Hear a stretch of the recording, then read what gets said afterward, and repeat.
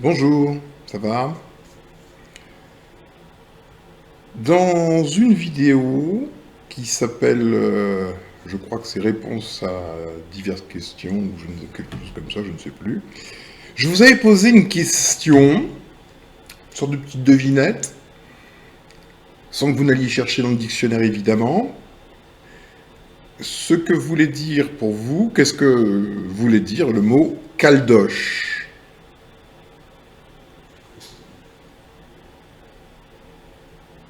Ah, on m'envoie des messages, c'est intéressant. Que veut dire le mot caldoche? J'ai pris d'abord caldoche parce que c'est plus difficile que kanak, mais les deux mots font référence à deux peuples différents qui vivent sur la même terre. Les caldoches sont le nom. Caldoche est le nom qui est donné aux Européens, les colons, les acrobatiques colons, les Néandertaliens en quête de terre et d'histoire, ce qui leur fait défaut, naturellement. Eh bien, les Caldoches sont ceux qui occupent la terre des Kanaks, qui sont les autochtones de la Nouvelle-Calédonie. J'ai reçu un commentaire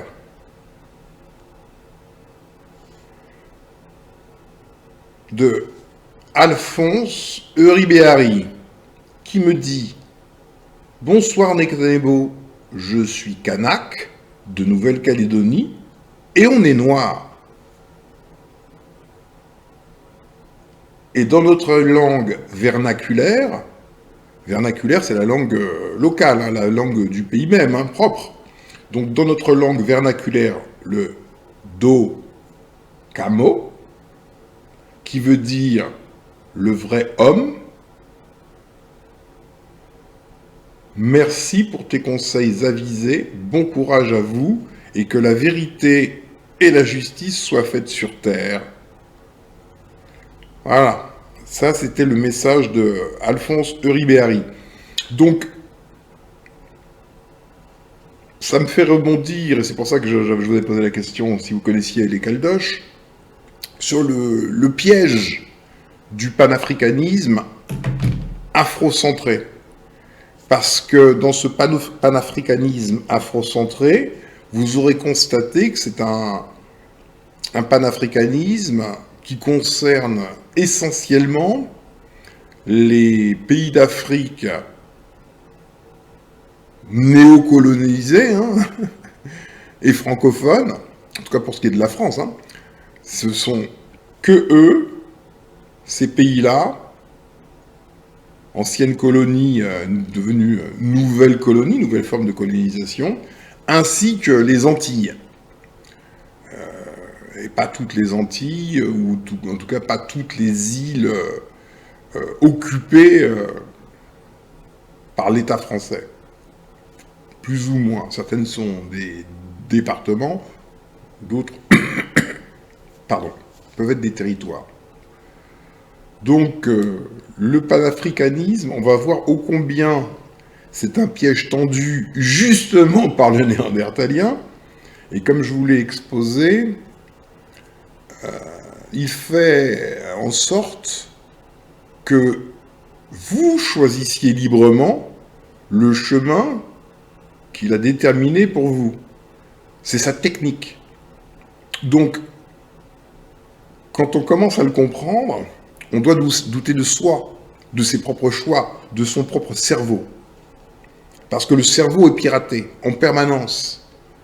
Depuis la naissance, pardon, toutes les personnes sont piratées, et même d'ailleurs avant la naissance, parce que ce piratage, il se transmet de génération en génération par la voie génétique. Si on n'a pas posé ça, on ne peut pas briser les enclos les plus proches de soi qui, comme je vous l'ai dit, sont de plus en plus affectifs. Donc il est difficile pour un Africain panafricaniste de prendre du recul et de regarder le panafricanisme avec circonspection, en se demandant si c'est vraiment à soi, s'il n'y a pas un piège, etc. C'est difficile pour les personnes d'entrer dans un combat contre leurs croyances. C'est le même principe que la religion, d'accord? Donc, le problème, nous l'avons identifié. Il faut bel et bien comprendre la problématique. Bon, avant cela, je vais quand même vous lire. Il n'est pas grave que vous ne sachiez pas qui sont les Caldoches, voire même les Kanaks, si vous êtes sûrement jeune. Mais il faut savoir que dans l'histoire moderne, à la fin des années 80, il y a eu un événement en Nouvelle-Calédonie, une volonté d'indépendance qui s'est soldée par des morts, notamment suite à l'assaut de la gendarmerie française dans la grotte d'Ouvéa.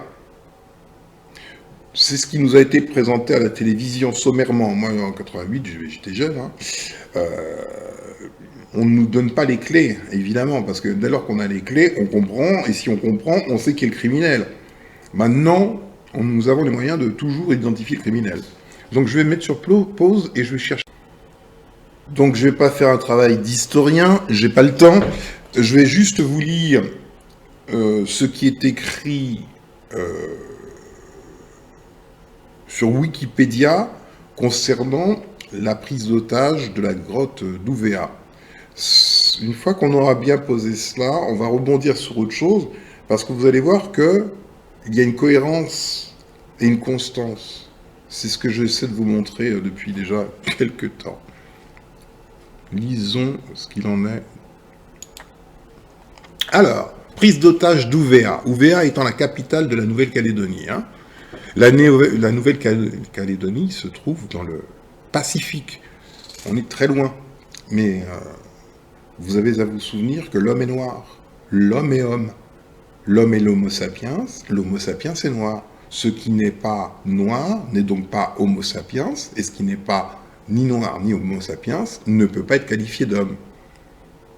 En revanche, ceux qui ne sont pas des hommes, qui appartiennent au groupe Néandertal-Denisova, ont rajouté le préfixe homo devant leur dénomination Homo neanderthalensis et idem pour Denisova. Mais homo, ce sont eux, les non-homo, qui s'appellent homo.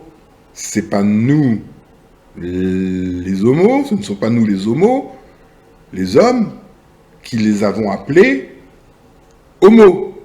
C'est leur délire.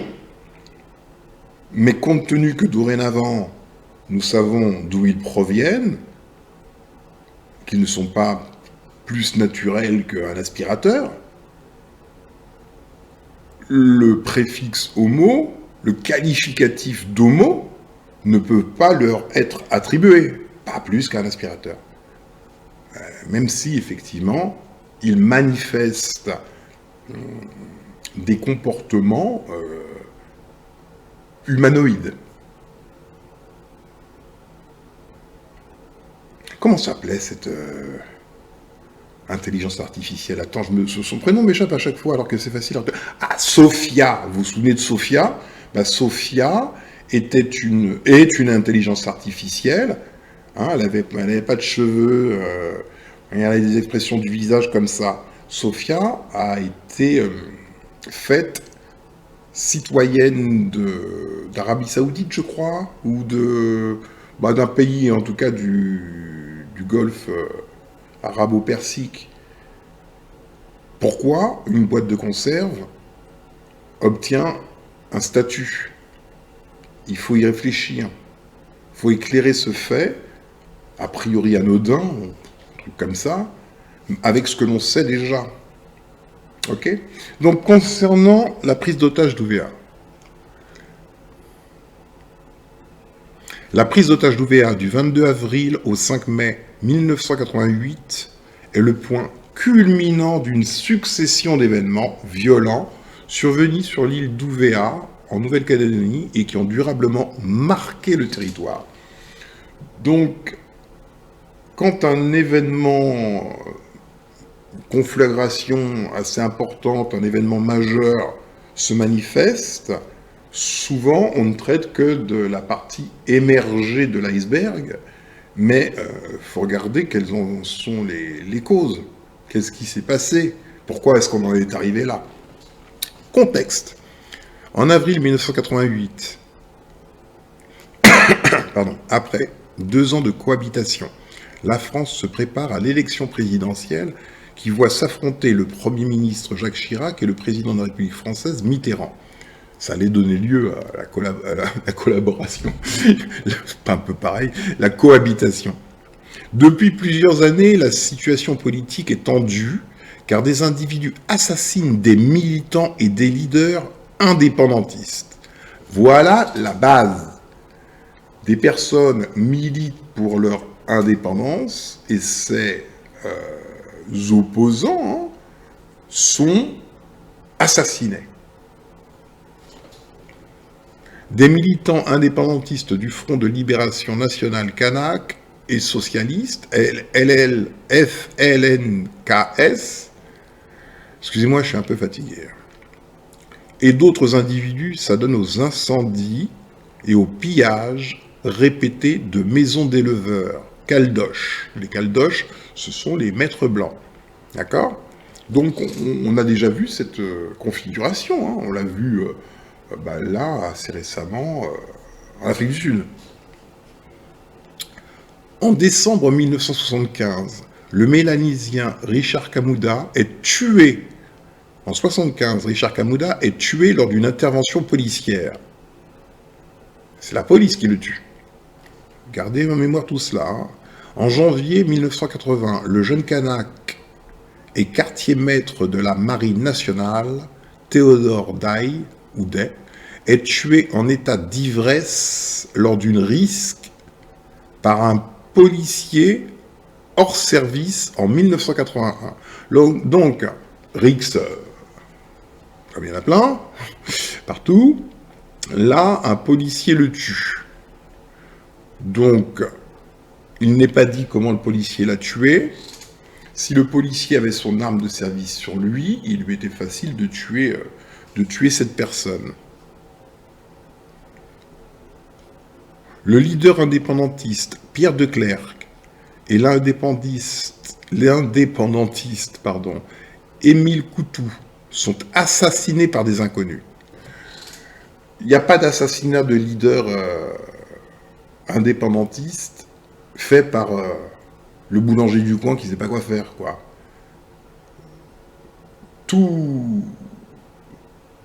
Toute personne qui a une démarche politique qui ne va pas dans le sens de Norma One court un grand danger. Et ce genre d'assassinat ciblé, là, d'ailleurs, on appelle ça les opérations homo, mais pas homo pour homme, hein, mais pour homicide. Donc ça, c'est mené, en règle générale, par les services secrets français, auquel cas. La DGSE, ce sont ces gens-là qui agissent. Et nous constatons qu'il leur est très aisé d'assassiner soit des leaders politiques, soit des indépendantistes, qu'importe, dès lors que cela se passe outre-mer. Et qu'il s'agit en face de noirs. Là, ça n'a aucune espèce d'importance, nous le verrons plus tard.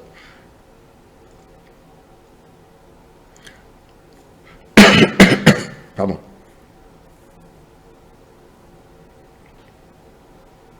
En 1981, le leader indépendantiste Pierre de Clercq et l'indépendantiste Émile Coutou sont assassinés par des inconnus. En janvier 1983, 2 gendarmes sont assassinés à Coindé. Le 5 décembre 1984. En représailles à des attaques dont ils ont fait l'objet. Donc, nous avons vu que l'État français assassinait impunément, d'accord, des leaders indépendantistes. Dès l'année 1975, où Richard Kamouda a été assassiné par la police. Donc, c'est seulement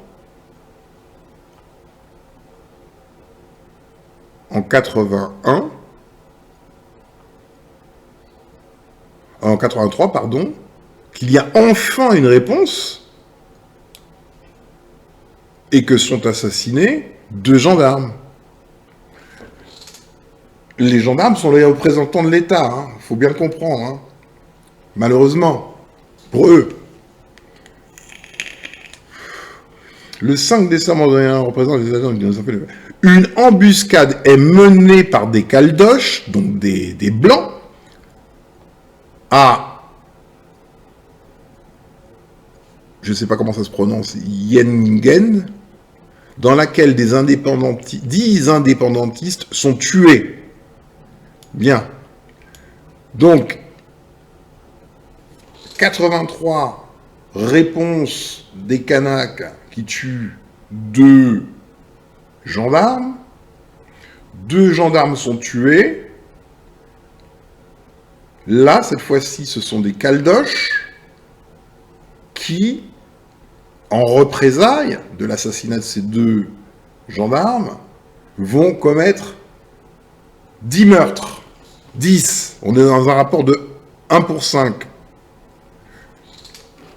Vous devez comprendre que les caldoches, ce ne sont pas des gens de tous les jours, là, qui se sont réveillés en se disant « on va aller tuer 10 Kanaks ».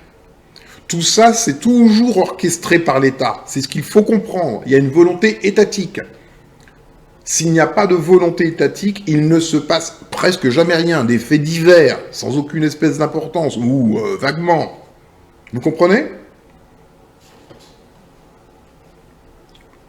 Donc, 10 indépendantistes sont tués, dont 2 frères du chef indépendantiste, Jean-Marie Djibaou. Il a été connu, lui, son nom, on l'a beaucoup entendu. En janvier 1985, les indépendantistes kanaks du FLNKS, Elohim Alchoro et Marcel Nonaro, sont abattus par le GIGN. Ok, donc on voit comment ça fonctionne, hein.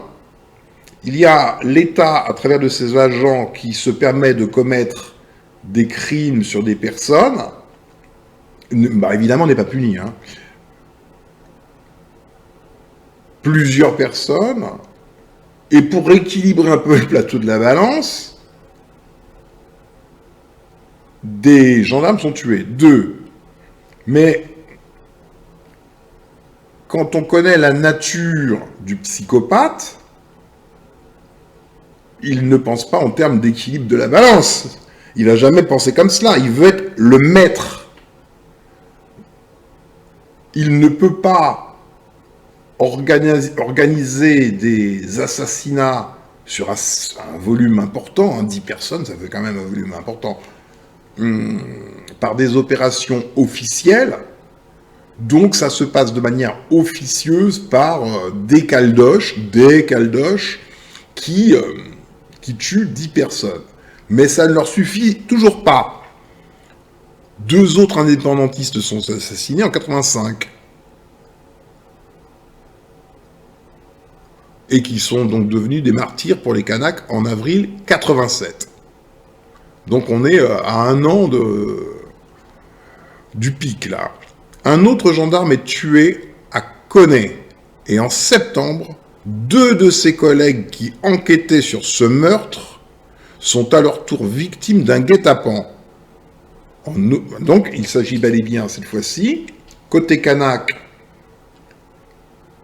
les Kanaks ont identifié clairement leur cible. C'est l'État qui se manifeste sur leur île au travers de la gendarmerie, comme dans beaucoup d'îles. Hein. En novembre 87, un gendarme mobile tue un jeune Kanak dans la tribu de Saint-Louis, lors d'une opération de police judiciaire. Il faut savoir que la police française, elle est comme ça. Si on a tué l'un des leurs, il faut s'attendre à ce qu'eux-mêmes se mettent à tuer. Donc, les représentants de ce petit État psychopathe ne connaissent pas la justice, le système judiciaire qu'ils te contraignent de respecter, voire même de faire respecter. Eux ne le respectent pas. Ils sont dans la loi du talion, au carré. Tu dois poser cela. Ce sont les faits que tu vois, ok ?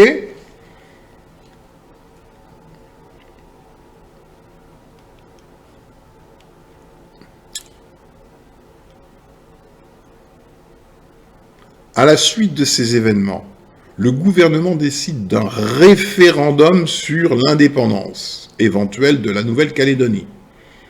Le 13 septembre 1987, Jacques Chirac étant Premier ministre de la première cohabitation sous la présidence de François Mitterrand, a lieu le référendum Pons. Pons, P-O-N-S, c'était un ministre, Pons, d'autodétermination. La question posée à près de 150 000 habitants de la Grande Terre, et des îles Loyauté, est: voulez-vous que la Nouvelle-Calédonie accède à l'indépendance ou demeure au sein de la République française? Pour satisfaire les indépendantistes, une condition d'exception pour voter exige une durée minimum de résidence de 3 ans. Ben oui, sinon ils t'envoient un charter avec plein de gens dedans qui vont tous aller voter et faire basculer la balance. Restriction insuffisante pour les indépendantistes qui décident de boycotter ce référendum. 57,17% des inscrits sur les listes électorales votent à ce référendum pour un résultat de 98,3% de voix favorables au maintien de la Nouvelle-Calédonie dans la République française. Je vous ai dit que dans l'absolu, tout le monde, tout citoyen, comme on l'appelle, est un agent de l'État, au moins potentiel. À partir du moment où on a une population caldoche en Nouvelle-Calédonie, va-t-elle voter ? Nous souhaitons faire nos valises et repartir en France métropolitaine. Peu probable.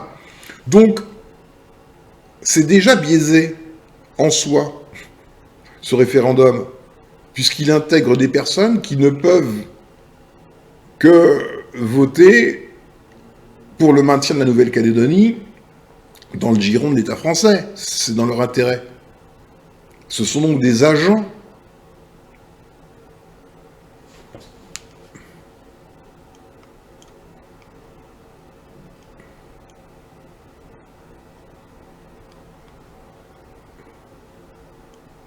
En octobre 87, un regain de tension se manifeste dans les rangs du FLNKS à la suite de l'acquittement. Vous allez voir, ça suit l'actualité, ce dont je vais parler. Ça me permet déjà de mettre en évidence ce dont je vais parler. À la suite de l'acquittement par la cour d'assises de Nouméa des 7 auteurs de l'embuscade menée en 84. C'est tout à fait logique. Le juge est nécessairement jugé parti, puisqu'il appartient à l'État. C'est un agent de l'État, officiel. Nous avons vu que lorsqu'il y a des meurtres un peu massifs, derrière, c'est la main de l'État. 7 personnes sont arrêtées. Mais ce sont des agents de l'État. Titularisés ou pas, c'est pas là la question. Ce sont des agents de l'État qui ont fait ce que l'État demandait en vue de maintenir la Nouvelle-Calédonie comme un territoire français d'outre-mer. On retrouve ce schéma partout.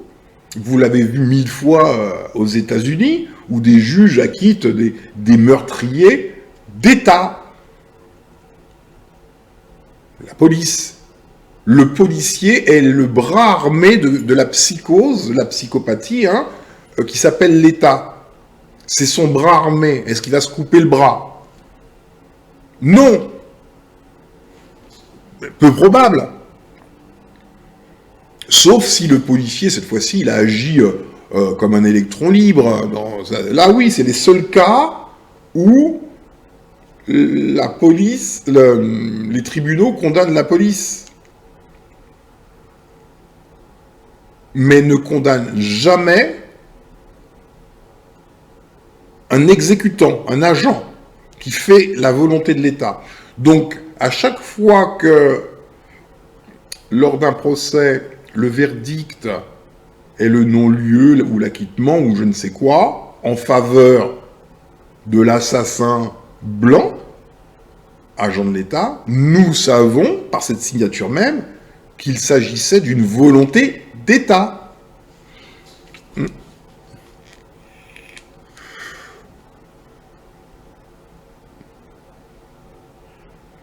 Donc, acquittement par la cour d'assises de Nouméa des 7 auteurs de l'embuscade menée en 84. Les indépendantistes manifestent leur colère, conspuant le fait que le jury, constitué par tirage au sort parmi les citoyens français inscrits sur les listes électorales, soit composé exclusivement d'Européens. Donc vous voyez que cette chose qu'on appelle le racisme, qui n'est pas le bon terme, est un racisme d'État. Ce qui se passe à l'échelle des personnes, des individus, des altercations dans la rue, des histoires d'automobilistes, des insultes, on voudrait nous focaliser là-dessus, mais c'est pas, ça c'est juste du fait divers. En revanche, ce qu'on vient de lire là ne relève pas du fait divers. On est dans le racisme d'État, on est dans la colonisation, on est dans l'hégémonie, on est dans l'esclavage moderne.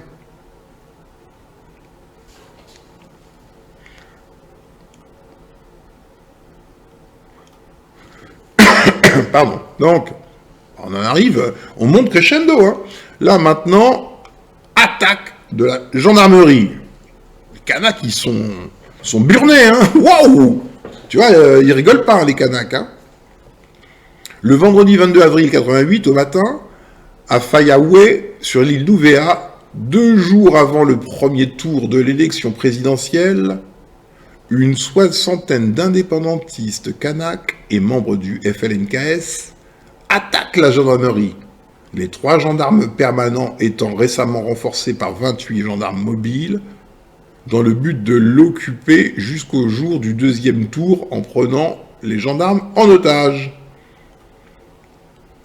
L'attaque a été préparée par Alphonse Dianou et ses hommes forts des événements de Thiéty, qui se sont déroulés 2 mois plus tôt.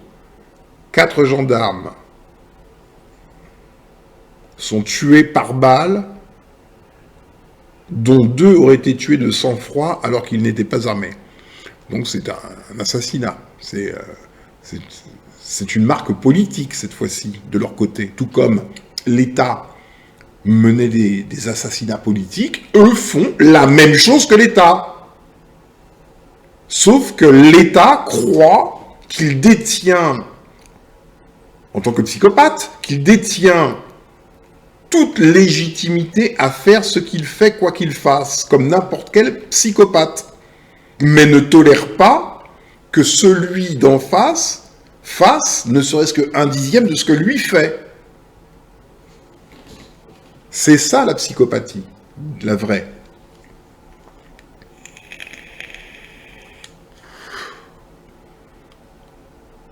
Bon, je passe.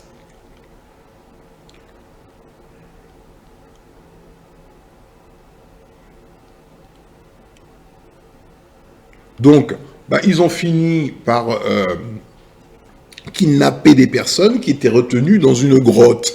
Donc, on pouvait voir tous les jours cet événement à la télévision. Moi, j'allais à l'école. Non, je n'allais pas à l'école, pardon. En tout cas, je voyais ça tous les jours aux infos. Un nouvel épisode de la prise d'otage de la grotte d'Ouvéa. Ça s'est terminé par pas mal de morts. Hein. La gendarmerie a...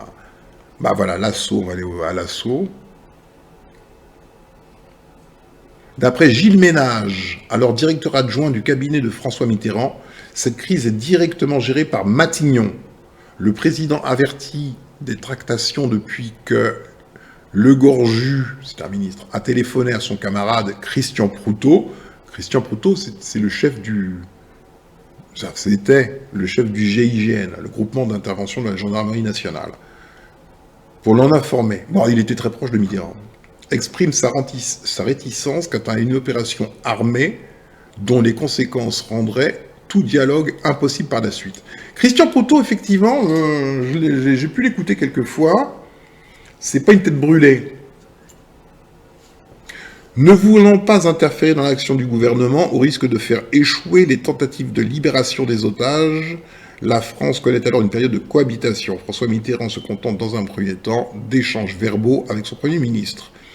Donc, pour ceux qui ne savent pas ce que c'était que la cohabitation, il y avait d'un côté le Parti socialiste, représenté par François Mitterrand, et de l'autre côté, obligé de cohabiter avec le RPR, à l'époque ça s'appelait, la droite, et on avait Jacques Chirac qui était Premier ministre. Donc, deux entités opposées doivent cohabiter.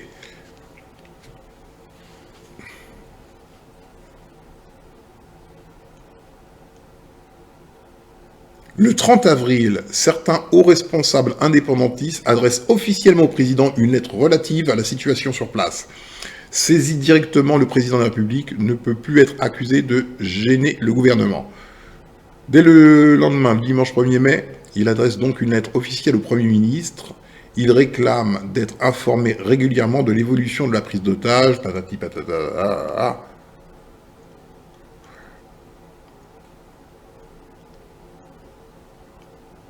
Voilà.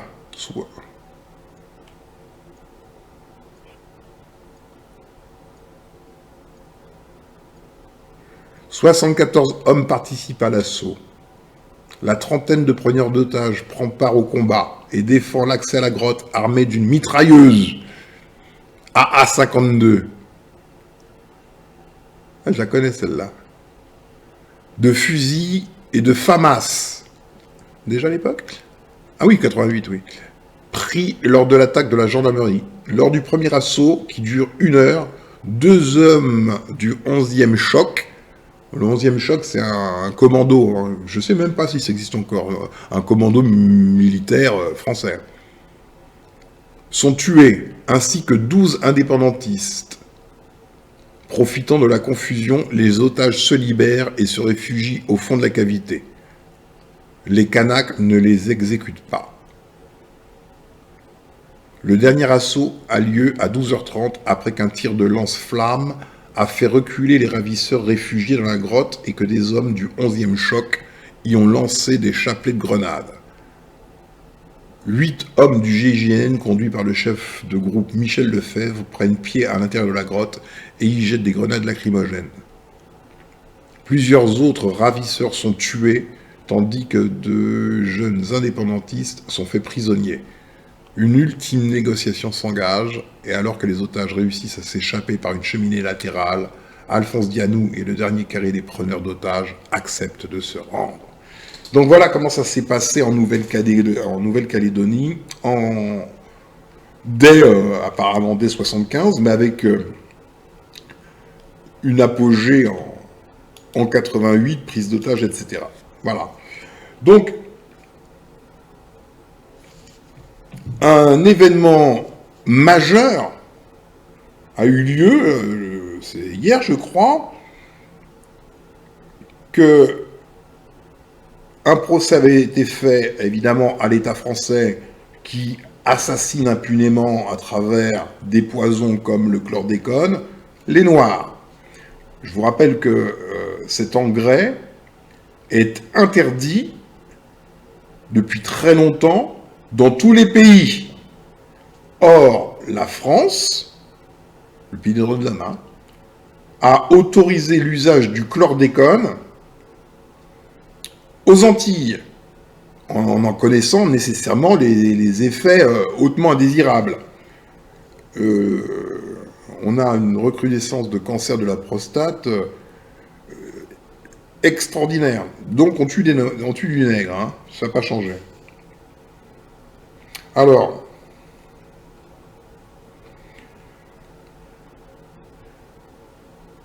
je te remercie, guerrière, la femme de Freddy Krueger, de m'envoyer ces petits messages là, parce qu'elle m'a envoyé un message, 16 ans de procédure, point de suspension, il faut dégommer ces enflures, clairement. Donc ça s'est terminé par un non-lieu. Un non-lieu. Et comme je vous l'ai dit, les verdicts permettent de déterminer les commanditaires, ou au moins le commanditaire quand il s'agit de l'État. Le verdict n'est jamais une condamnation, si tant est qu'il y ait verdict. Hein. Parce que quand il y a non-lieu, il n'y a même pas de verdict. L'État ne se condamne jamais, comme tout psychopathe. Pour bien comprendre les choses, vous remplacez l'État par Michel Fourniret. Et vous constatez des comportements identiques. Vous pouvez projeter comment fonctionne un psychopathe qui tient en otage une fille, deux filles chez lui, etc. C'est le même type de comportement. Il veut tout être, comme l'État. Il veut être le père, la mère, l'amant, le tortionnaire, aussi beaucoup, énormément, etc., etc. Il veut être le surmoi de sa victime. Et parfois, ça fonctionne. Souvent, ça fonctionne quand le temps s'est installé. La victime d'un psychopathe finit par nouer des liens, des relations, nécessairement, hein, il y a une cohabitation aussi, là, avec son psychopathe. Et le psychopathe va traiter sa victime comme l'État traite ceux qu'elle appelle les citoyens. Tantôt dur, mais il peut venir avec une boîte de chocolat et « Oh, j'ai pensé à toi, je t'ai amené des chocolats, tu vois. » Il a des attitudes bizarres, le psychopathe. Mais cohérentes, en fait, si tu rapproches son comportement de celui de l'État. Donc, ça s'est soldé par un non-lieu. La presque totalité de la population des Antilles, en tout cas au moins de la Guadeloupe, sont malades. 90%, je crois, quelque chose comme ça, de malades. Et la Terre aussi, elle est malade. Donc les générations qui viennent vont aussi être empoisonnées au chlordécone. Hein. Un non-lieu, ou plus précisément... Alors, qu'est-ce qu'un non-lieu? Et c'est là où vous allez voir la violence de la chose. Le non-lieu, il est prononcé lorsque les éléments rassemblés par l'enquête ne justifient pas la poursuite d'une action pénale. Si vous ne voyez pas le racisme d'État, je ne sais pas si vous le verrez un jour. C'est-à-dire que toutes les preuves matérielles, tous les éléments à charge contre l'État français posés sur la table. Bon, je veux dire, il doit y en avoir des dossiers. Les juges pèsent, sous-pèsent et concluent que ces éléments-là ne permettent pas d'ouvrir une procédure, d'aller plus avant pour une condamnation. Bouge pas. Donc, tu constates un acte de barbarie, un déni d'humanité de personnes qui, en masse, c'est la quasi-totalité de la population antillaise qui a été empoisonnée. Bon. Ah bah, le non-lieu, c'est encore plus infamant qu'un jugement clément. Il n'y a pas eu de jugement. C'est, en termes clairs, hein, rien ne s'est passé. Hein. Ça ne nous intéresse pas, il n'y a rien. Aucun homme n'a été touché.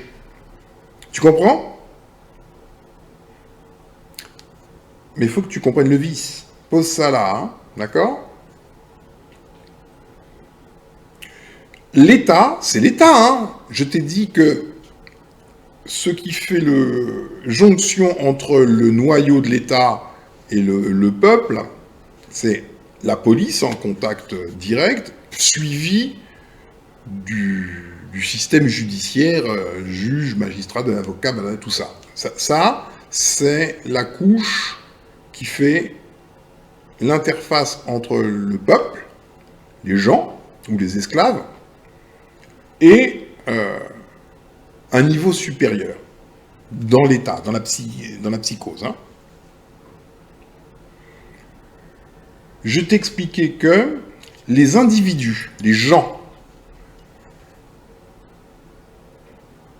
ne sont pas nécessairement des psychopathes, tout en l'étant totalement. C'est là où tu dois comprendre les choses. Comment tu es trompé. Tu as des amis achromatiques, blancs, super sympas, t'as rien à leur reprocher, ils sont géniaux. C'est tes amis.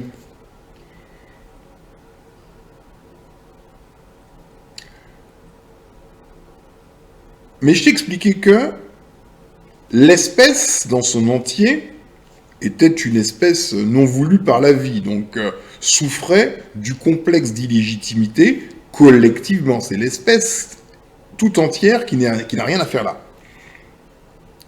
Et que pour pouvoir vivre ici, ils ont trouvé un subterfuge qui consiste à prendre leur psychopathie, qui les accompagne partout, tout le temps, puisque le fait de ne pas être légitime, de ne pas être reconnu par la vie, de ne pas avoir été voulu par le Créateur, comme on l'appelle, Dieu, pardon, ne peut que provoquer une crise existentielle majeure.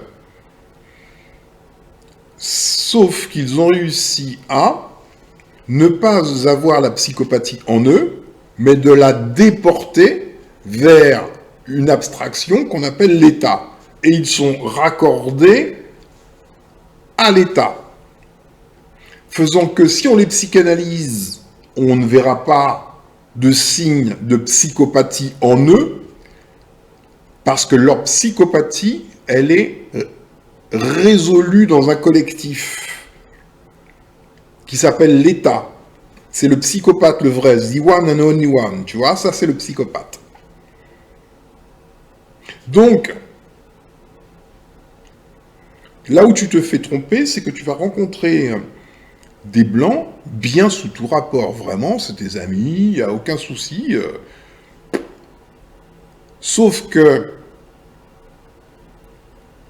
sont-ils, oui ou non, rattachés à la psychopathie? Si ils sont reconnaissants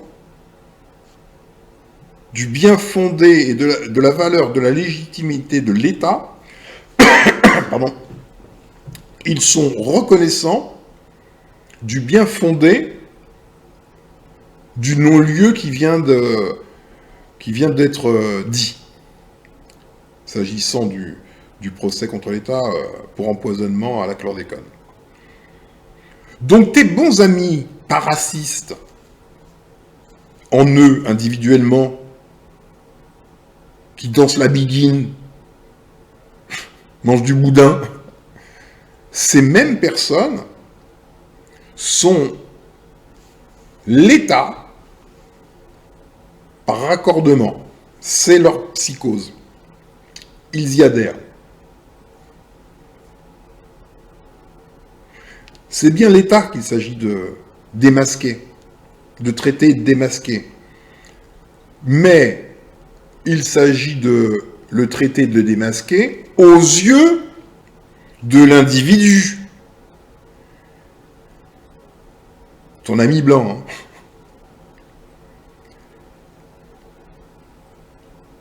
Et tu verras que si tu t'en prends à sa psychose, sa psychopathie appelée l'État, ce sera peut-être pas ton ami longtemps. Donc tout est dans ce que ton ami blanc a comme lien affectif de soumission à la psychose collective appelée État. L'État, c'est toujours le même, hein, je te l'ai dit. L'esclavage a commencé sous la monarchie, et des régimes d'État, il y en a eu plusieurs, jusqu'à aujourd'hui la Ve République. C'est le même État. C'est Michel Fourniret qui a changé de coiffure, tu vois, rien de plus. Il n'a pas changé de fond. C'est toujours Michel Fourniret. Donc, quand tu cautionnes l'État, tu cautionnes toute l'histoire de l'État. Notamment, cela, le code noir, ce torchon, est un élément majeur des barbaries d'État.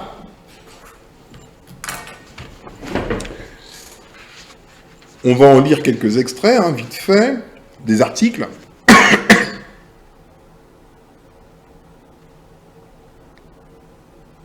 Article 29. Les vols qualifiés, même ceux de chevaux, cavales, mulets, bœufs et vaches, qui auraient été faits par les esclaves ou par les affranchis, pardon,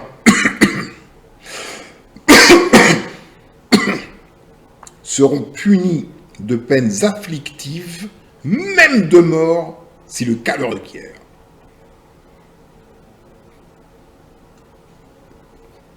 Article 30. Les vols de moutons, chèvres, cochons, volailles, grains, fourrages, bois, fèves ou autres légumes et denrées faits par les esclaves seront punis, selon la qualité du vol, par les juges qui pourront, s'ils y échouent, les condamner d'être battus de verge par l'exécuteur de la haute justice, ils appellent ça de la haute justice, hein, et marqués d'une fleur de lys, au fer rouge. Hein. Ces gens sont les génies civilisateurs. Ils n'ont aucun doute. Et c'est là où tu vois le psychopathe. C'est là où tu vois Michel Fourniret, qui commet des actes de pure barbarie, mais qui se veut le surmoi qui domine ses victimes, et on lui doit excuse-moi, totale obéissance, totale abnégation, dans la reconnaissance qu'il est le surmoi insurmontable. C'est de la psychopathie.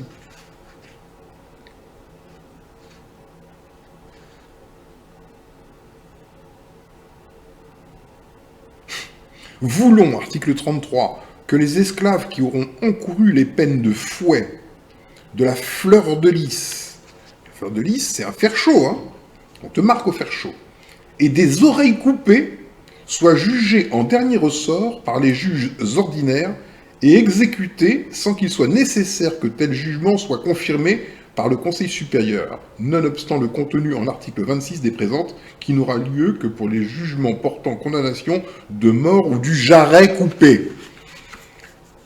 Nous parlons de quelque chose là, tout cela, quel que soit ton ami blanc, aussi longtemps qu'il est attaché à l'État, il est attaché à cela. Il cautionne cela par sa soumission à l'État, sa reconnaissance de l'État comme étant le surmoi auquel il faut que tout le monde se soumette. Ton ami blanc cautionne le non-lieu qui est la suite de cela, c'est la même chose, c'est même pas une suite, c'est toujours le même état. Donc quel que soit ce que tu puisses chercher là-dedans comme barbarie, ne va pas croire qu'il s'agit du passé. Non, non, ça c'est enfoui, enclos dans la structure de l'État, qui est une psychopathie. Voilà, il faut que tu aies ça, hein, je veux dire, c'est pas très, très gros, hein, tu vois, c'est épais comme ça, mais il faut que tu aies ça chez toi, je veux dire, c'est vital.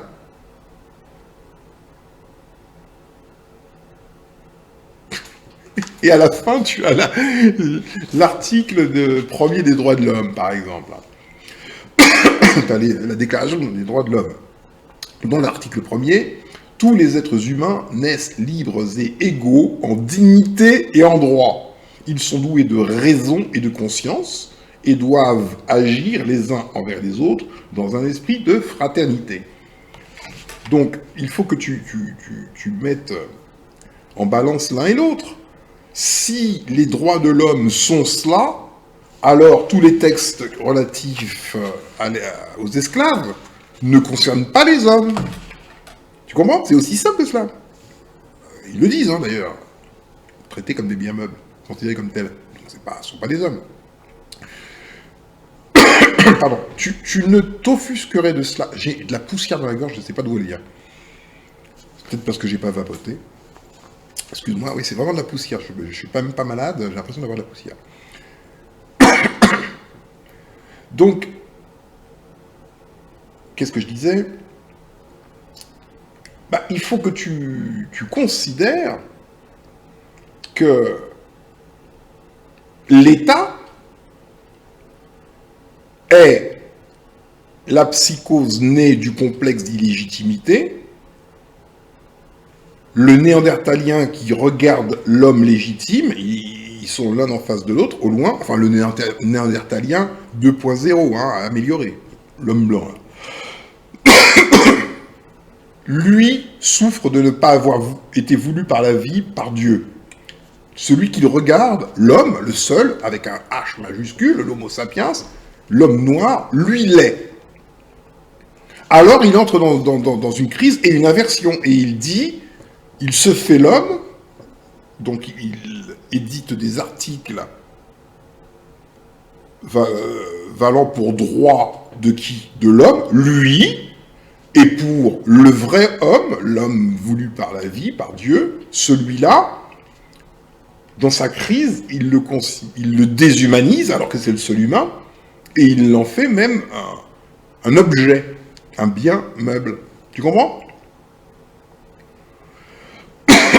Donc, aussi longtemps que tu lui donnes de la légitimité, tu vas t'offusquer de ce qu'il est. Tu vas espérer qu'il change, qu'il prenne conscience. Non! C'est parce que tu lui donnes de la légitimité. Et c'est là ton erreur. Faut que en toi, tu travailles de telle façon à le reconnaître pour ce qu'il est. L'État français est ça. Bon, tu prends, tu lis, tu te dis, c'est ça. Et c'est pas le passé, puisque je viens de voir, là, pas plus tard qu'hier, qu'il continue. Rien ne s'est passé aux Antilles. Rien. Aucun homme n'a été touché. C'est ça que ça veut dire. Ce serait arrivé en Corse. Tu crois que ce serait terminé comme ça? Quelle différence y a-t-il entre un insulaire de la Corse et un insulaire de Guadeloupe ou de Martinique?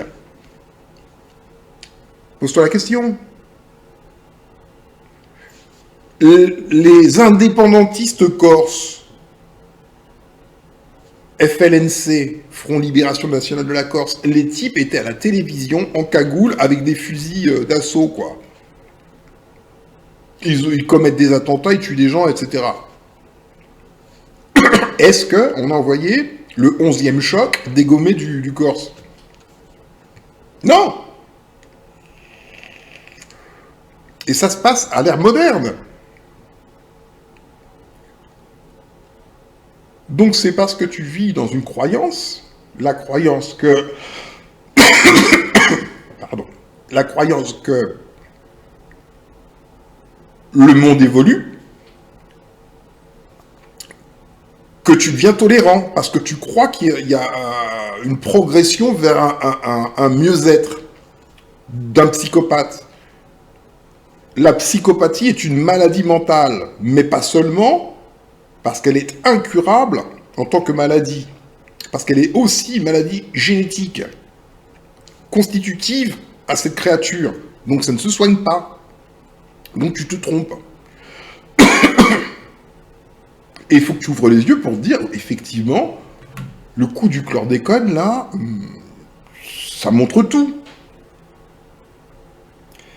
Donc, pourquoi tout cela aussi? Et évidemment, il faut se poser des questions.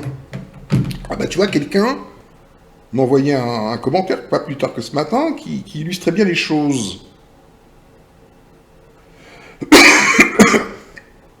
Il va falloir que je boive de l'eau. MSRF, qui me répondait à la question concernant qui sont les caldoches. Bon, une seule personne a répondu juste à cette question, et d'ailleurs il n'y a eu que 2 réponses. Une seule personne a répondu juste, c'est le guerrier Zamba, qui se trouve au Cameroun, les Camerounais au Cameroun. Eh bien, il sait qui sont les caldoches et les Kanaks.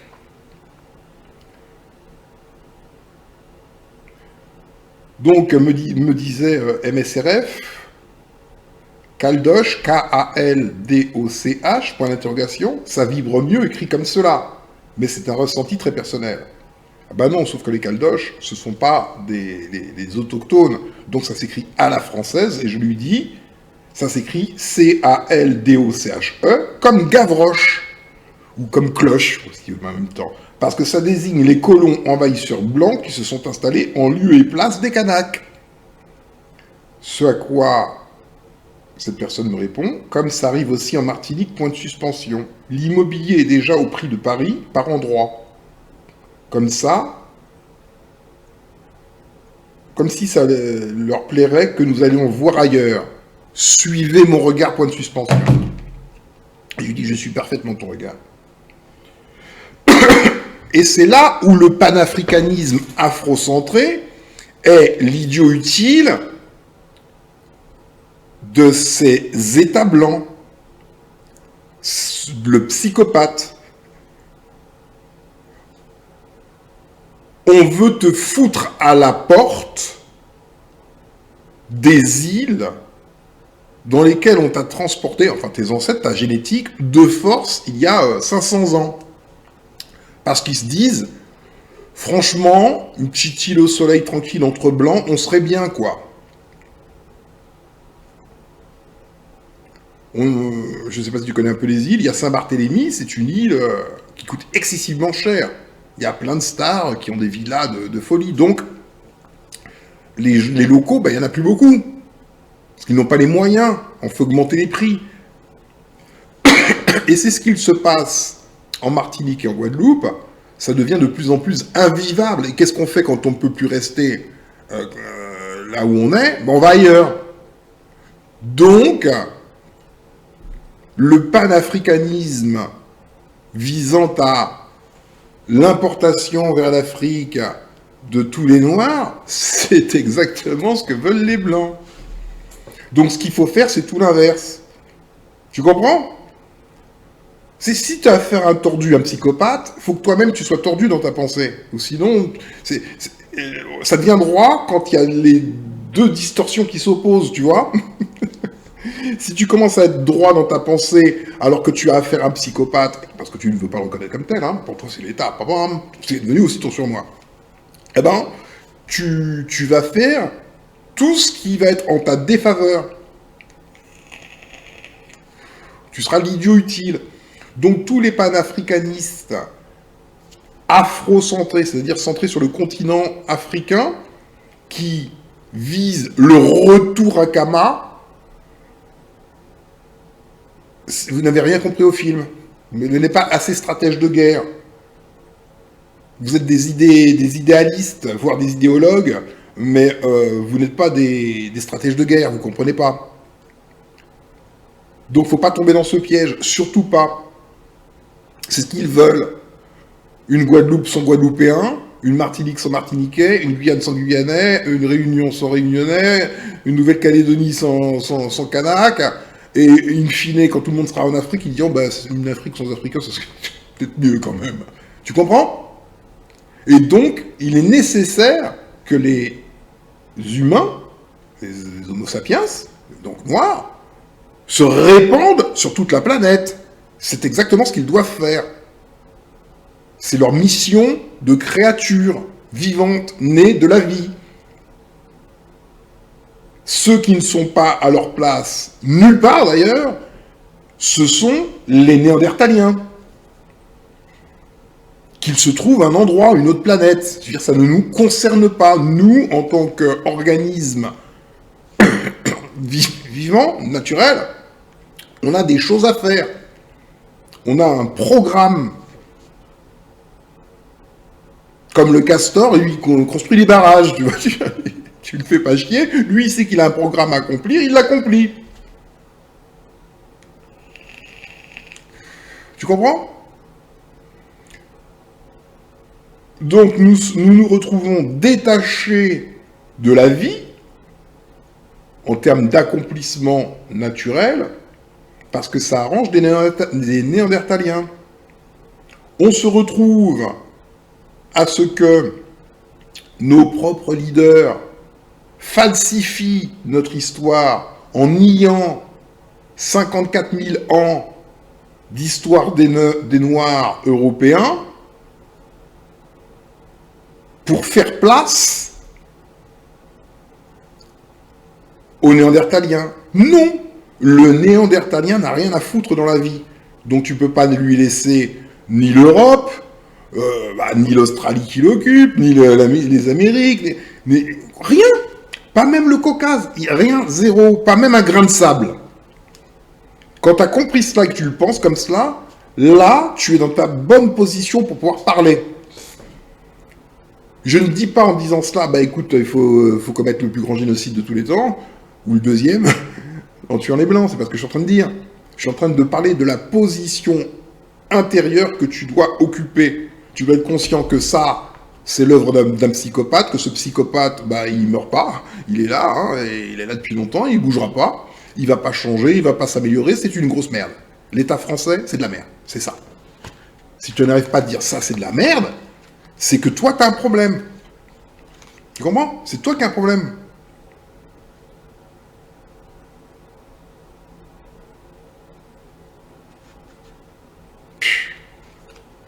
C'est toi qui as un problème.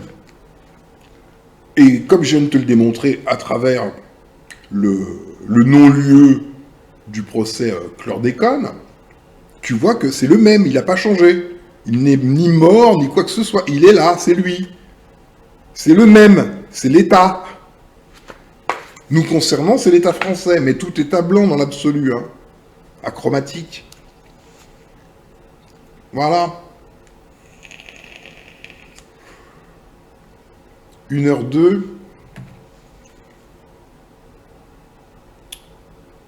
Ouais.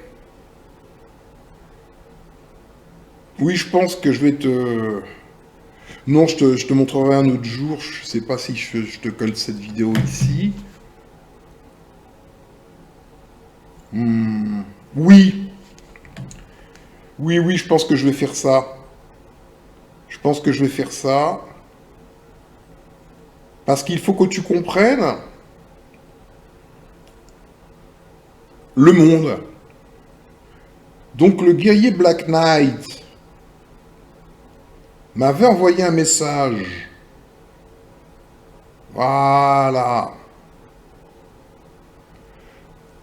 Dans lequel il me partageait une vidéo de Aldostérone. Je ne sais pas si tu connais Aldostérone, c'est un commentateur de l'actualité. Ça fait déjà quelques années qu'il sévit sur YouTube. C'est un garçon brillant. Il a une très très bonne analyse. Il est très fin d'esprit.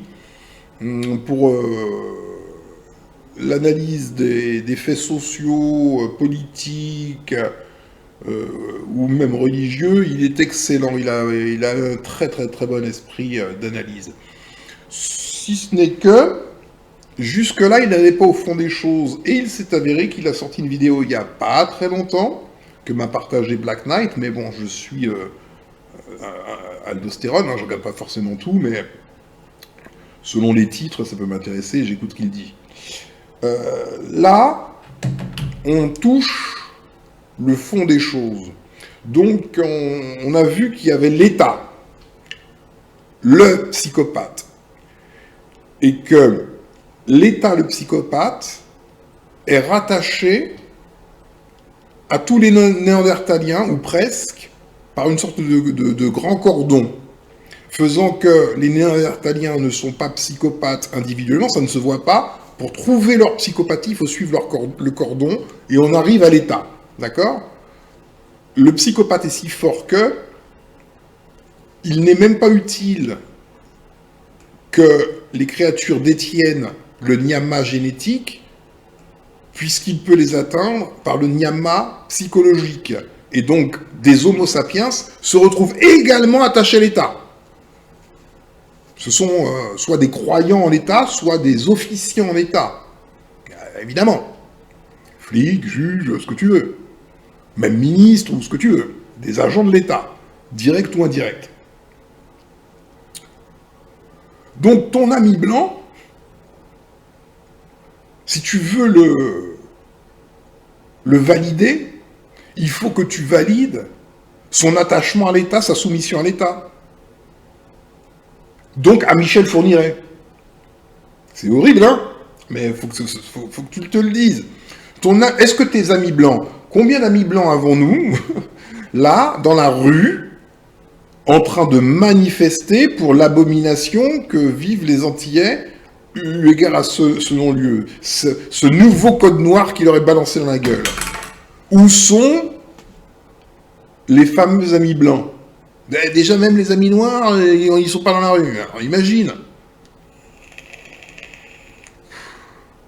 Qui, parmi tous les conscientisateurs d'ailleurs, ont décidé de se mobiliser. Là, cette fois-ci, on ne se laisse pas faire. Hein. Combien? Où? Qui? Quand? Comment? Ça n'existe pas.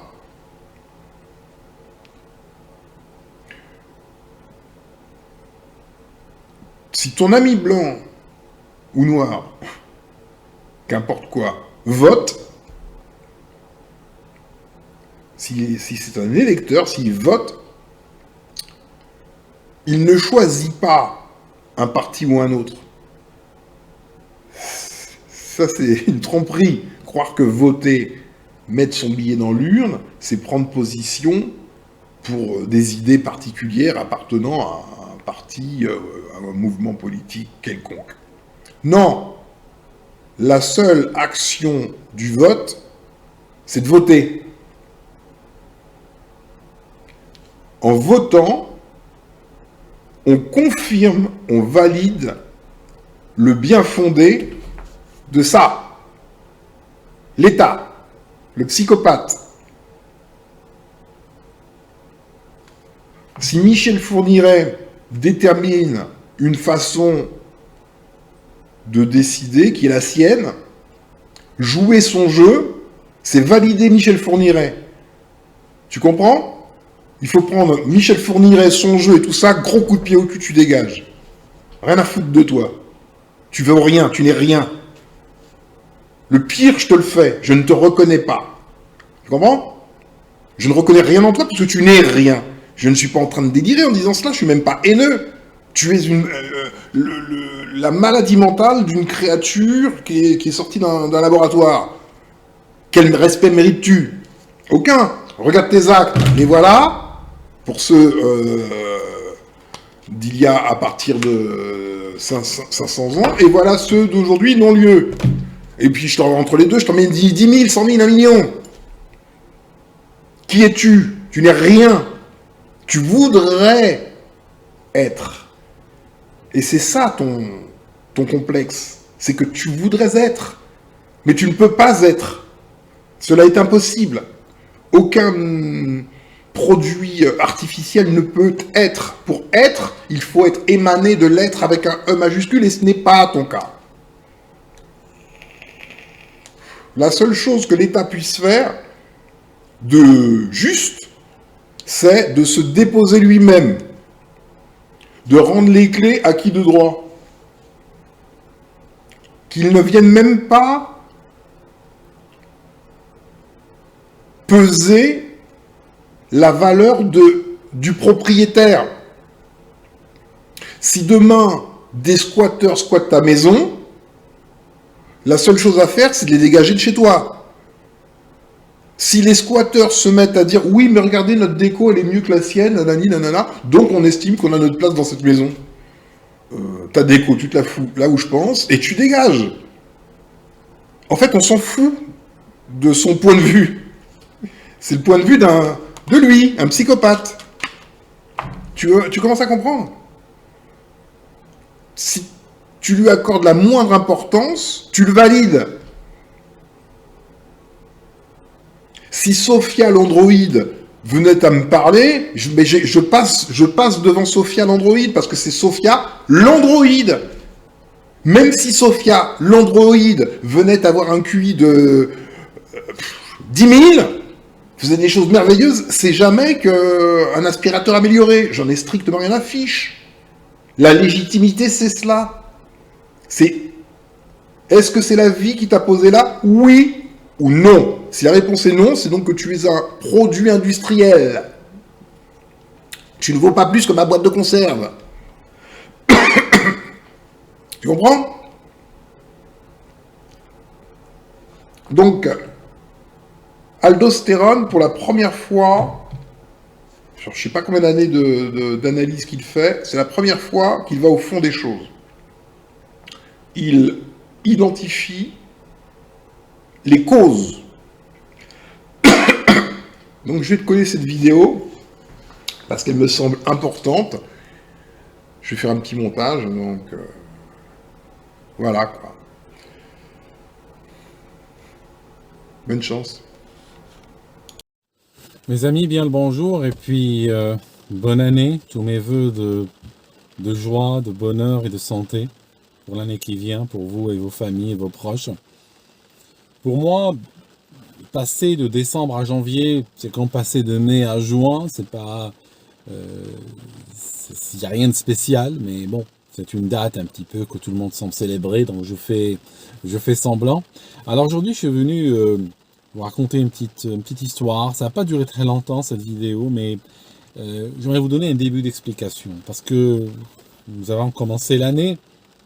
Notre prochain défi est de la finir, parce que nous avons quand même réalisé que les élites qui gèrent l'Occident, sous la coupe desquelles l'Occident se trouve, eh bien, chaque année, elles vont trouver une nouvelle obsession, une nouvelle hystérie destructrice, ou bien chaque année, ce qu'elles vont faire, elles vont trouver le moyen de rajouter de l'huile sur le feu, je veux dire par là, rajouter encore des couches, rajouter de la surenchère sur des obsessions déjà existantes, et elles vont devenir de plus en plus malsaines. D'accord? Le but est toujours allant de plus en plus vers la déconstruction ou vers la destruction. Alors en réalité, il y a beaucoup de gens qui se posent des questions. Il y a beaucoup de gens qui se posent des questions, qui disent, mais alors pourquoi ils font ça? Pourquoi? C'est quoi leur but?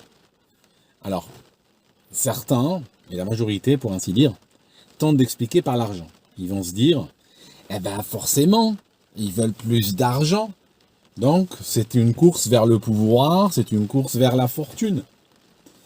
Alors, je ne suis pas complètement convaincu de cette explication, parce que elle ne résiste pas à l'analyse, en fait. Parce que si on fait une analyse ne serait-ce que superficielle, on va remarquer que toutes ces élites autoproclamées ont gagné très largement, même de manière déloyale, mais ces élites ont gagné la course à la fortune, ont gagné la course au pouvoir. Et la dernière personne là-dedans possède des comptes en banque énormes, des propriétés, un pouvoir extrêmement étendu. Et donc, faire tout ça pour rajouter à une fortune, non. C'est pas vraiment comme ça que ces élites réfléchissent. Parce que cette réflexion, dire ils le font pour l'argent, est une réflexion, pour ainsi dire, de gens fauchés. Et fauché, nous sommes des milliards à être fauchés. C'est pas parce que tu as un salaire ou tu es cadre ou cadre sup ou autre que tu n'es pas fauché. Par rapport à ces gens, nous sommes des fauchés, tous comme nous sommes. D'accord? Il faut pas à moins que tu fasses partie du 1% du 1%, tu es fauché. Donc, la réflexion de fauché veut dire que, oui, alors ces gens sont en train de faire tout ça pour augmenter leur fortune. Tout simplement parce que c'est une réflexion faite par projection. Cette réflexion-là, faites très gaffe. Que vous soyez en train de faire une analyse géopolitique ou une analyse personnelle, que vous soyez en train d'analyser des problèmes avec, je ne sais pas moi, des problèmes avec votre partenaire, avec votre épouse, avec vos enfants. Il y a une manière de penser qui est éminemment dangereuse parce qu'elle donne constamment de faux résultats. Je vais vous la dire tout de suite. C'est la manière, c'est de se dire ceci. Si moi j'avais fait ça, quelqu'un dit quelque chose ou fait quelque chose, et ça vous heurte, ça vous choque, ça vous fait mal, ça vous peine, ça vous déçoit, peu importe. Vous vous dites, si moi, j'avais fait cela, voilà pourquoi je l'aurais fait. Donc, par exemple, vous voyez les gens en train de détruire le monde, en train de créer des guerres, en train de détruire des générations, même la santé mentale, ils l'ont détruite chez beaucoup de gens. Et vous vous dites, si moi, je devais faire comme eux, pourquoi je le ferais? Vous voyez? Alors, et vous allez réfléchir par rapport à vos paramètres à vous. Donc vous vous dites, hein, vous n'êtes pas milliardaire, donc vous vous dites, ben je le ferai peut-être pour gagner de l'argent. Et à ce moment-là, vous partez sur cette explication. Et puis vous le faites sur d'autres, dans votre vie personnelle et tout. Mais ça, c'est très dangereux parce que ça donne de faux résultats. Il faut au contraire vous mettre dans les pieds de la personne. Il faut rentrer dans le mental de la personne, rentrer dans sa vie, dans ses paramètres, dans sa façon de voir le monde. Il faut sortir de vous-même, et c'est très dur comme exercice. Il faut sortir de vous-même et aller vous mettre à la place de l'autre, pour voir comment l'autre agit et pourquoi il agit de cette manière. Quand vous prenez des gens, je ne sais pas moi, le patron d'Amazon, extrêmement riche, ou des gens similaires qui possèdent des îles, des hôtels particuliers, des jets privés, des comptes en banque et tout ça, ils pourront dépenser $1 million par jour jusqu'à leur mort. Leur fortune ne sera même pas touchée. Ils font pas les choses pour l'argent. Ils ont d'autres problématiques que l'argent. C'est quoi leur problématique? Une de leurs problématiques, par exemple, c'est qu'ils trouvent que nous sommes trop nombreux. D'accord? Par exemple, juste un exemple. Parce qu'il y a des choses que l'argent achète, et que il y a des choses que l'argent n'achète pas. Franchement.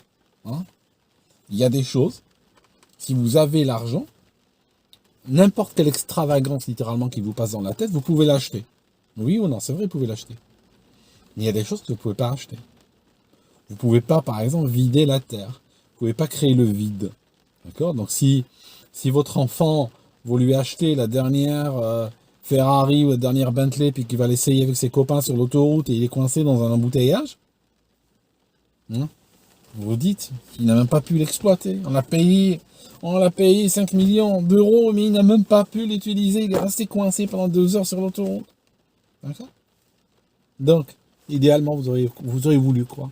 Vous auriez voulu que l'autoroute soit vide, qu'elle soit juste pour lui. D'accord? Et ça, l'argent n'achète pas. Très dur, ça. C'est là où il faut raisonner comme eux. Ça, c'est le premier point. Ça, c'est un point important. Deuxièmement, l'occidental, avant qu'on le ramène dans la situation qui est la sienne aujourd'hui, il a été travaillé en férocité. Il a été travaillé en férocité pour qu'on lui enlève toute connexion avec ce qui n'est pas matériel. Or, le matérialisme, il a ses limites, le matérialisme. Hein, quand on dit que ces élites sont en train de courir après l'argent, finalement, on est en train de faire quoi? On est en train d'apporter à ce problème une explication purement matérialiste. Est-on sûr vraiment qu'ils courent après l'argent? Est-on sûr que le matérialisme va expliquer ce qui se passe? Le matérialisme a une caractéristique. Le matérialisme, il est éminemment associé à la factualité, il est éminemment associé à une forme de logique, de rationalité. Or, si vous regardez ce qui est en train de se passer, c'est pas nécessairement logique ce qui se passe. Les destructions qui sont en train de se passer ne sont pas nécessairement logiques. Elles sont comment? Elles sont liées visiblement à un dogme, à un culte. Elles sont liées à une autre dimension. Que la dimension, il veut plus de pouvoir, il veut plus d'argent. D'accord? Mais malheureusement, on a du mal à nous projeter, là, en tant que société, je ne parle pas des individus, mais en tant que société, on a du mal à comprendre cela, parce que justement, on est déconnecté de tout ça. On est déconnecté du spirituel, on est déconnecté du non-matériel. Donc on cherche tout à expliquer sur le plan matériel. Et dès que le plan matériel atteint ses limites et on ne peut pas expliquer, ben on est perdu, on est complètement égaré. Je vous donne un exemple. Un début d'explication. Je ne dis pas que c'est l'explication avec un grand E. Je dis que c'est une piste de recherche que je vous donne. Regardez parmi certaines personnalités historiques qui ont influencé beaucoup de décideurs, qui ont influencé beaucoup de gens qui dirigent le monde, entre guillemets. On va retrouver une personnalité du siècle des années 1800, en fait, la fin des années 1800, qu'on appelait Helena Blavatsky. Blavatsky, elle a créé ce qu'on appelle la doctrine secrète. Cette doctrine, le livre est disponible, va influencer énormément de monde en Occident, et en particulier chez ce qu'on appelle les élites. Blavatsky a fondé la théosophie. Elle a créé une école théosophique aux États-Unis. Après, je pense que le siège a été déplacé en Inde. On est en 1885, 1886, vers la fin des années 1800. Qu'est-ce qu'il y a au fond de la théosophie? Il y a quelque chose de très important. La théosophie annonce, et vous allez voir que ça va expliquer tout, la théosophie annonce un changement d'ère. R-E-R-E. Elle annonce que l'univers ou que l'humanité est rentrée dans un nouveau âge. On a changé d'âge, on n'a pas changé de siècle ou d'année ou d'époque, mais on a changé d'âge. Qu'est-ce qu'il y avait avant, qu'est-ce qu'il y avait après? Revenons en 1885, l'humain occidental en particulier, même si dans certains endroits dans le monde, les gens vivaient pas très différemment qu'au Moyen-Âge, ou même dans la préhistoire.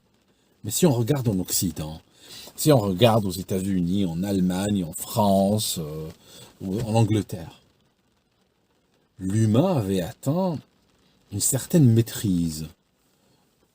Les appartements parisiens étaient extrêmement confortables, bien chauffés, il y avait des lampadaires sur les routes. On pouvait traverser les océans avec des bateaux extrêmement confortables. La médecine, les techniques, les sciences avaient fait un bond absolument extraordinaire.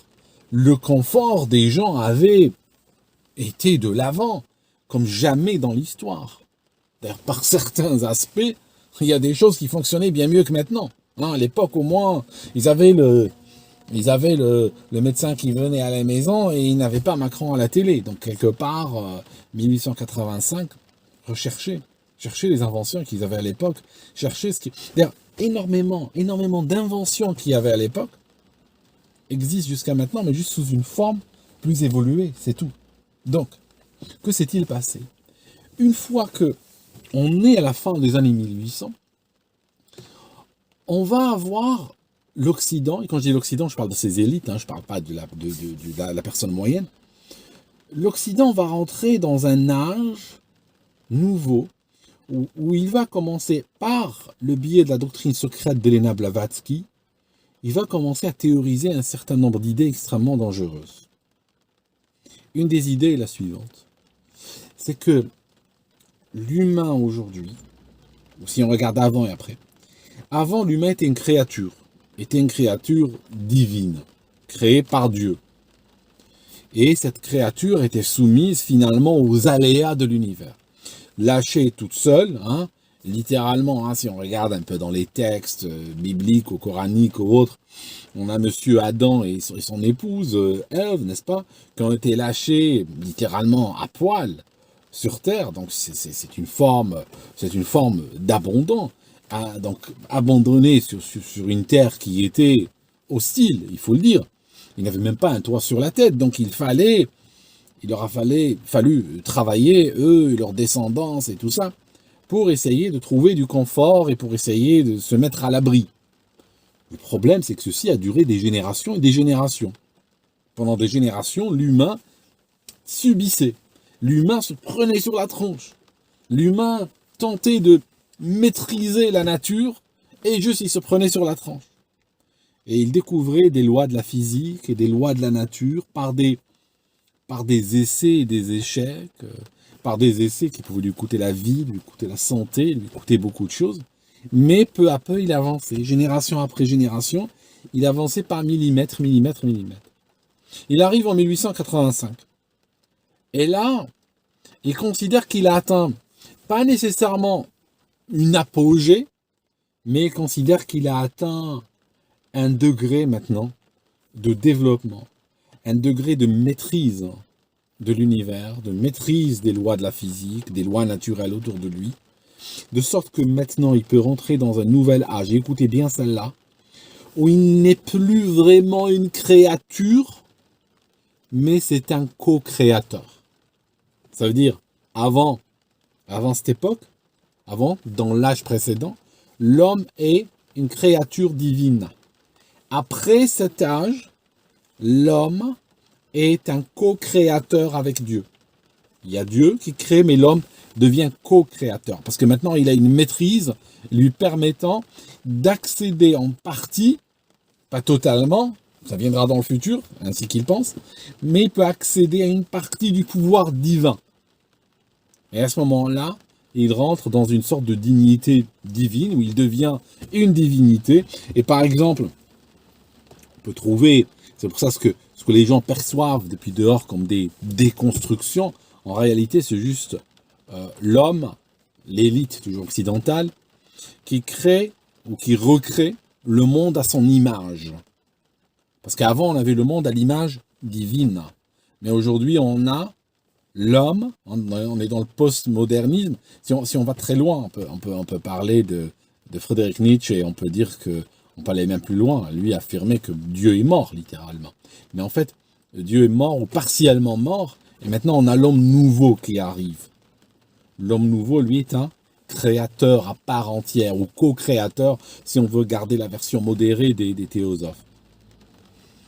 Dieu, par exemple, a créé, si on regarde l'ordre naturel, Dieu a créé l'homme et la femme. L'homme et la femme. Il a créé donc deux genres. Mais le co-créateur, il peut en créer combien? Il peut en créer 50. Vous regardez aujourd'hui autour de vous. Vous croyez quoi? Vous croyez qu'on encourage tout ce qu'on encourage par excès de liberté, par excès de libertinage, par respect pour des minorités? Vous croyez vraiment cela?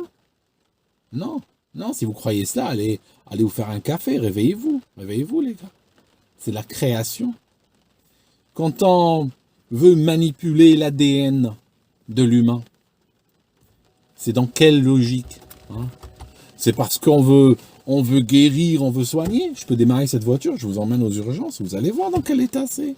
Les gens qui couchaient par terre, d'autres qui attendent pendant 4-5 heures dans une ambulance, des hôpitaux qu'on ferme, du personnel médical qui est à la ramasse, qui n'est pas bien payé, qui fait grève, qui part, qui change de métier, qui quitte la profession complètement. Il pleut, ils doivent avoir des bidons à l'hôpital. Croyez quoi? Croyez que tout ça, c'est ce qu'on fait, c'est on manipule l'ADN pour améliorer la santé? Non. C'est pour créer l'homme. Je peux modifier l'homme maintenant, parce que je suis co-créateur. Quand vous regardez la Suède et autres, très officiel, c'est pas de la conspiration ce que je vous dis, très officiel, ils balancent de la poudre de métal, etc., dans le ciel et tout, avec des avions. Je dis pas des avions de ligne, non, des missions bien spécifiques, bien conçues pour lancer ça, pour changer l'ensoleillement de la Terre. Ça rentre dans quelle logique? Quand on prend des semences et tout ça, et puis on va en fabriquer des OGM. C'est dans quelle logique, ça? D'accord? On comprend pas, c'est pas tout qui vient de l'argent. Alors bien sûr, plus bas, il y a de la monétisation. Ça signifie que en haut, on a quoi? En haut, on a du dogme, on a de la religion, il faut le dire, c'est de la religion, littéralement. Ça, c'est en haut. Mais après, quand on cascade plus bas, et quand on fait travailler finalement quoi? Des jobards, des exécutants. L'exécutant, lui, on va pas pouvoir le recruter sur la base d'une doctrine. Il va pas marcher là-dedans. Lui, il est matérialiste. Lui, il veut toucher maintenant. Donc, on monétise. Donc, lui, on va lui dire, ouais, mais il y a de l'argent pour toi dedans. D'accord? Parce qu'on sait que, si on regarde du point de vue des élites, on sait que lui, c'est un minable. On sait que lui, il veut juste du cash, c'est tout. Donc, à ce moment-là, quand ces doctrines cascadent dans la société ou cascadent dans l'économie et dans la société civile, elles vont vêtir des fois des habits de plans économiques ou de trucs qui rapportent. C'est pour ça que dans une lecture superficielle, on peut dire que ça rapporte. Mais en fait, non, c'est pas le but. Regardez, aujourd'hui, on prend des enfants, il y a des familles prennent leurs enfants, ils déclarent, le garçon il déclare que c'est une fille, la fille déclare que c'est un garçon, et puis ils les mettent dans un circuit médical où ils seront à vie en train d'être médicalisés et tout ça. Alors oui, ça rapporte. Oui, ça rapporte, bien sûr. Ça rapporte des patients à vie, ça rapporte pour des cliniques, ça rapporte. Et d'ailleurs, même les papes de ces théories-là, de ces doctrines, disent que ça rapporte. Mais ça, c'est au niveau du minable. Ça, c'est au niveau de l'exécutant. Parce que lui, l'exécutant, lui, il veut de l'argent. Mais quand on est en haut, on est dans une autre logique. On est des co-créateurs. Et c'est pour ça aussi qu'on va retrouver une attaque, littéralement, contre toutes les lois qu'on appelait avant divines, contre toutes les lois dites de la nature. Rien que, par exemple, tu prends un pays en France où le squatteur, par exemple, a plus de droits que le propriétaire. C'est tout simplement une manière d'inverser les valeurs. On vit une inversion de valeurs, on vit littéralement la croix à l'envers.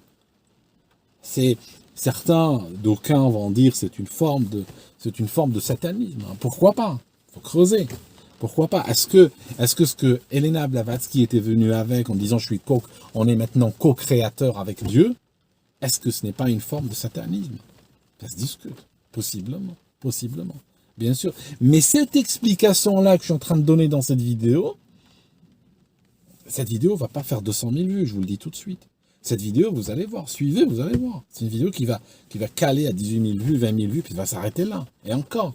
Et après, vous la regardez 5 ans plus tard, elle est à 21 000. Pourquoi? Parce que aujourd'hui, l'occidental moyen n'a pas ce genre d'explication dans son cœur. Ne sait pas, on l'a assez travaillé pour qu'il soit éloigné de ces explications. Pourtant, c'est ce genre d'explications qui permettent de comprendre ceux qui sont tout en haut. Mais vous pensez bien que ceux qui sont tout en haut n'aimeraient pas qu'on comprenne leur logique, n'aimeraient pas qu'on comprenne comment ils travaillent, pourquoi ils travaillent. Mais ce que je vous invite à faire, personnellement, cette vidéo, c'est juste une invitation à la réflexion. Je vous donne même pas le produit fini, je vous donne juste l'invitation à la réflexion en posant quelques jalons, en donnant quelques exemples. Mais je vous invite à aller plus loin. Réfléchissez autour de vous, regardez autour de vous et essayez de voir que sous la lumière de ce que je viens de vous dire, il y a beaucoup de choses qui vont prendre du sens. Merci en tout cas d'avoir suivi cette vidéo jusque-là. Vous savez, cette vidéo, je l'ai faite parce que des fois, j'ai des amis qui me reprochent, des fois ils me disent « J'ai regardé tes vidéos, la dernière, machin, c'est bien, j'aime bien ce que tu as fait, mais tu as évité, ou bien tu as à peine suggéré certaines explications non matérielles, mais tu n'as pas été dans le vif du sujet. Tu as eu peur. » Et c'est vrai, je suis d'accord. Des fois, je me dis « Mais est-ce qu'ils vont comprendre ?» Alors, j'essaye des fois de donner des explications en me disant « Donne aussi loin que tu penses que la majorité va comprendre. » Vous voyez? Mais cette fois-ci, j'y vais direct. On est en 2023, c'est terminé. Résolution nouvelle. Allez, nouvelle résolution. Nouvelle résolution, c'est aimez-vous les uns les autres. Voilà. Et puis, on va obéir au décret de la Providence et puis garder la foi. C'est très important. Parce que il faut pas vivre dans l'inquiétude et dans la peur. Parce que ces gens sont des losers. Je vous l'annonce. Ces gens sont des losers. Parce que ce n'est pas des co-créateurs, c'est des minables. C'est tout. C'est juste des minables, c'est tout. D'accord? Et c'est très important parce que l'inquiétude, c'est l'inverse de la foi. Parce que l'inquiétude, c'est croire aux forces du mal.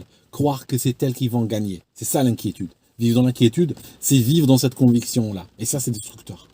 D'accord? On va pas croire que ces gens vont gagner. Parce qu'ils ne peuvent pas gagner. C'est des minables. Regardez leurs têtes. Regardez les têtes de veaux. Mais franchement, j'aime pas utiliser ce genre de terminologie, mais regardez les têtes de veaux. D'accord? Regardez, beaucoup d'entre eux, regardez leur gestuelle, regardez leur tic, regardez leur physique. Vous voyez que c'est des détraqués. C'est juste des détraqués, c'est juste des minables. D'accord? Ils vont se casser la gueule. Mais en attendant ce jour, il va falloir garder la foi et rester fort. D'accord? Merci mes amis, et puis on se voit dans une autre vidéo.